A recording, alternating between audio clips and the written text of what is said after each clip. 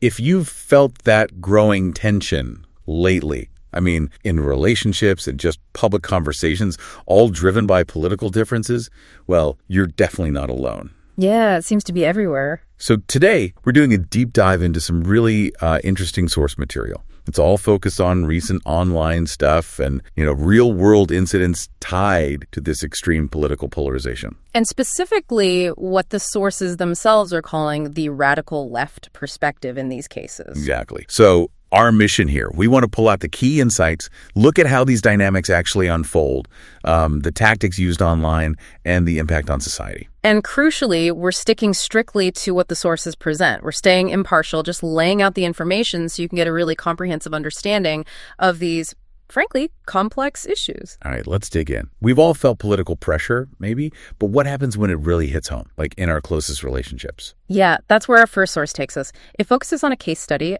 someone named Raven, she's 24, and she stopped speaking to her 82-year-old grandfather, Frank, for a whole year. Wow, a year. Why? Because of his Republican voting history. The source uses their story to show just how deep these divisions can cut, turning family bonds into, well, battlegrounds. So how did this confrontation happen? Well, the source says Raven initiated what she called an interview to, quote, discuss values. She framed it as, like, her turn to speak after asking questions. Okay, an interview. And what was her main point? Her core accusation was pretty stark. She said Grandpa Frank had voted away her basic human rights and was, quote, enabling fascism. Heavy stuff. Did she specify which rights or how he was enabling fascism? That's the thing the source points out. Apparently, she never specified exactly which rights or how he enabled fascism. And it gets more personal, right? Oh, definitely. Raven claimed her personal life and her political life are completely intertwined, that politics just cannot be put to the side. So no separating the personal from the political for her. None. She even told her grandpa that if he really loved her unconditionally, his politics would show it, implying his vote wasn't unconditional love. Wow, that's a lot to put on a relationship. It is. And she apparently maintained this dynamic where she was always the child and he was always the adult, even though she was the one setting these terms. Did she see this as a discussion, or? She called her claims boundaries, explicitly not a debate, but the source describes the interaction differently. How so? It calls it more like a tribunal, where she was judging and chastising him. She said allowing the relationship to continue without him changing would, quote, enable his behavior. And she wanted him to change his thinking. Yes, she apparently said she wanted him to unwire years of propaganda. Okay, so the source uses some strong language to describe Raven's approach here. You mentioned tribunal. What else? It actually characterizes her actions as emotional blackmail. Emotional blackmail. Yeah. Why that term specifically? The source argues she was using her grandpa's emotional connection to her and his age to assert control. And threatening abandonment, apparently. She'd blocked her own mother 5 years before this. So using that history as leverage, in a sense. That's how the source frames it, yeah. It highlights Raven saying she didn't care if people thought she was heartless and even saying she cannot wait for all of my abusers to pass away. Goodness. Yeah. That's quite a statement. The source argues this quote really frames her actions not just as setting boundaries, but as a deliberate tactic using the threat of abandonment to control him. Okay, so to understand Raven better, the source gives some context about her, right? Her identity. It does. It mentions she describes herself as a disabled queer communist, also polyamorous and unemployed, often seen with purple hair and a septum piercing. And the disability claim. The source mentions those too. Yes. She claims 15 plus diagnosed mental and physical disabilities and says she's too disabled to work. But the source notes she never actually names any specific diagnosis. And the source questions this. It does. It provides counterexamples, like her being able to use a screwdriver, move a washing machine, paint, lift, and even twirl her fiancé and dance in videos. And it adds that the government denied her disability claim due to her age, suggesting the source implies it might have been welfare fraud. What about her anti-capitalist stance? Yeah. Not having a job, no bank account. Right. She claims all that no phone services, don't overconsume, relies on mutual aid. But the source challenges this too. Directly. It points out she films and uploads videos, which implies, having a phone and internet. It notes she has expensive makeup, a Barbie collection. Okay. And that her girlfriend apparently pays for everything. The source even makes a comparison to Karl Marx's lifestyle, which is quite pointed. Let's talk about her family background. The source mentions a harsh child. Yeah, she claims that. Drug addict mother, absent father, and her grandpa, Frank, actually cared for her younger sister during that time. Okay, so he stepped in. He did. Raven apparently got into hard drugs herself at 17, but claims she's sober now, though the source does mention she smokes weed in her videos. And her view of her family, parents versus grandpa. She calls her parents abusers. But interestingly, in the past, she'd called her grandpa her safe haven from those parents. Only later did she start calling him an enabler. An enabler, as he responded to that?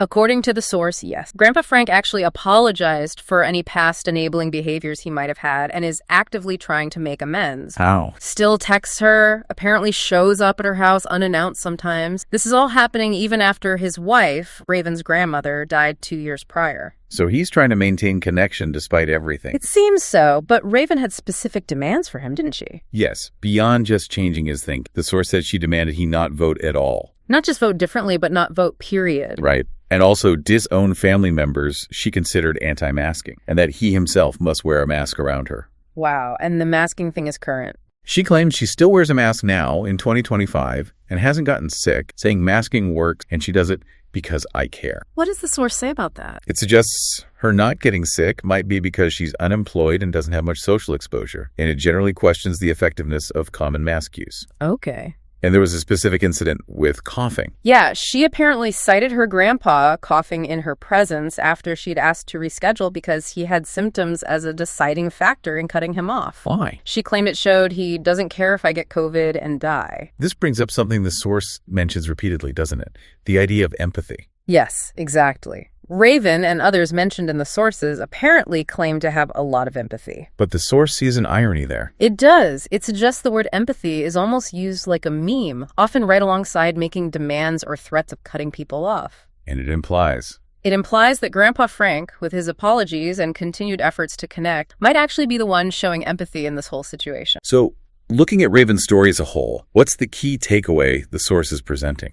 It seems to be about how personal identity, when it gets completely fused with a political ideology, can lead to this really rigid stance. No compromise, even turning family love into a political test. Yeah, it's like the source is arguing her self-perception, maybe her sense of victimhood, is being used to justify these pretty extreme emotional tactics. Right, like using victimhood as a shield against accountability for her own actions in the relationship. It's definitely a powerful example of how these big political divides are playing out in very personal ways. Absolutely. It really shows the challenge, of trying to navigate disagreements when core values seem to be completely opposed, even within your own family. So we've seen the personal fallout. Now, how does this kind of tension get amplified when it moves online? Ah, yes. The digital world. Our sources definitely dive into that, focusing on what they term the Hassan Bad industry. Hassan Bad industry. What does that refer to? It's the term the source uses to describe the content creation and alleged tactics of online figures like Hassan Piker and Noah Samsen, particularly their controversial strategies. Okay, so what kind of strategies are we talking about? Well, the sources allege a lot of slander and dehumanization. Noah Samsen's content, for example, is described as consistently slandering critics of Hassan Piker. Like who? People like Ethan Klein, Mudahar. Samsen apparently accuses them flat out of genocide support in his video titles and thumbnails. Even Mudahar. The source notes he's Muslim, right? Yes. And despite Mudahar stating an anti-IDF stance, the source says Noah still accused him of supporting genocide. And even Klein. Same treatment, according to the source. Even though Klein apparently sympathized with Palestinians and donated money, Noah Samsen still accused him of supporting mass murder. So how does the source say they achieve this? What are the tactics? It describes it as lying by omission and using a kind of plausible deniability clause. How does that work? By removing key context, basically. Like the source says they'd omit Asmongold's well-known apology after controversial comments, or cut out Israelis explaining their feelings after Hamas attacks, only showing inflammatory interviews. Or showing kids saying offensive things without context. Exactly, just presenting the most extreme or negative snippets. The source specifically accuses Noah of dehumanizing basically all Jewish people in Israel, calling them rotten, genocidal. That's serious stuff. Does the source claim it goes beyond slander? Oh, yeah. It gets into alleged incitement to violence. Incitement, how? According to the source, Noah made calls to escalate. He apparently suggested protesting wasn't enough and that it was time to use, quote, direct geographical physical access to the politicians, the propagandists, the weapons companies, and the supply chains in the West. Wow. How does the source interpret that? as a pretty clear call for violence. It also notes Noah later edited out the most explicit part of that statement. And Hasan Piker, what's his role, according to the source? He's described as hiding his power level. Meaning it's Like subtly masking his more extreme views at first to draw in normies, regular people, and then gradually easing them into more radical beliefs. A radicalization funnel, the source. Is it just rhetoric, or are there specific threats meant? The source lists examples of explicit threats and even bounties. It names Shonda Black, Denham's mentioning a $30,000 hit allegedly put on Mark Kern. $30,000. Yeah. But- And Mike from PA with a supposed $100,000 hit on Ethan Klein. $100,000. That's staggering. And the source claims Hasan himself called for the murder of Senator Rick Scott and talked about red capitalist blood. Good grief. Yeah. And Noah's history. The source says he has a pattern of defending violence and making public threats against people like Vaush, Chad Logic, Alex Jones, Elon Musk. And beyond threats, there's support for certain groups. Yes. The source highlights Hasan explicitly saying Hezbollah is his favorite flag, and that he supported the Houthis, calling their actions a good thing. Noah also apparently made pro-Houthi hand gesture. And we should probably note, the Houthis are officially designated as a terrorist organization by several countries. Correct. That context is important. So the source links this online activity to real-world consequences. Definitely.